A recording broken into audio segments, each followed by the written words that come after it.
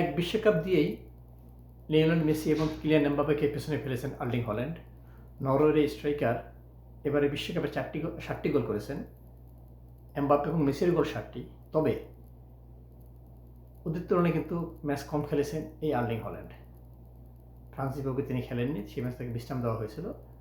আর যার সূত্র ধরে এই ম্যাচ কম খেলে বেশি গোল দেওয়ার রেশিওতে কিন্তু তিনি এগিয়ে আছেন এমবাপ্পে এবং মেসির চেয়ে।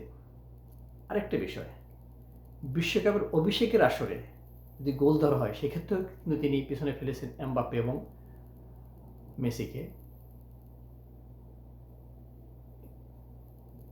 হল্যান্ড এবার প্রথম বিশ্বকাপ খেলছেন, তার এই প্রথম বিশ্বকাপে তিনি 7 গোল করেছেন। অন্যদিকে লিওনেল মেসি 2006 সালে প্রথম বিশ্বকাপ খেলেছিলেন, তখন তিনি 1টি গোল করেছিলেন। তার সেই গোলটি ছিল সার্বিয়া মন্টিনেগ্রোর বিপক্ষে। আর এমবাপ্পে ম্যাচ খেলেছিলেন 2018 সালে, সেই আসরে তিনি 4টি গোল করেছিলেন।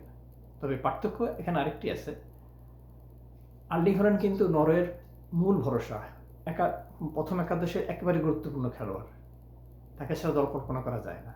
অন্যদিকে মেসি 2006 সালে ছিলেন দলের তরুণতম খেলোয়াড়, উঠতি খেলোয়াড়, তিনি বদলি হিসেবে নেমেছিলেন।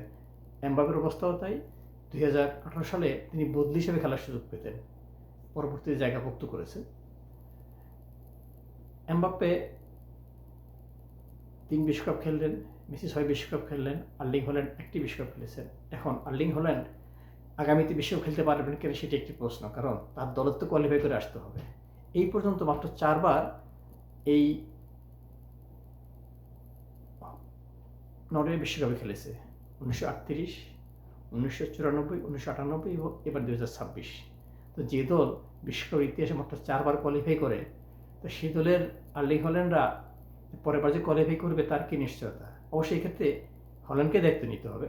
তিনি এবার বিশ্বকাপ বাছাই পর্বে 8 ম্যাচে 16 গোল করে দলকে কোয়ালিফাই করিয়েছেন, হ্যাটট্রিক করেছেন 2টি।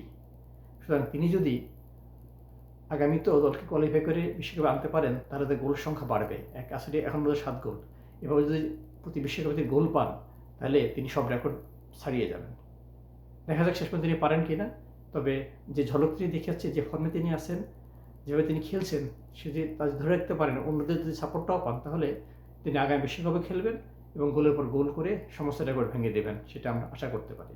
Rafiqul Haider Farhad, Toronto, Canada.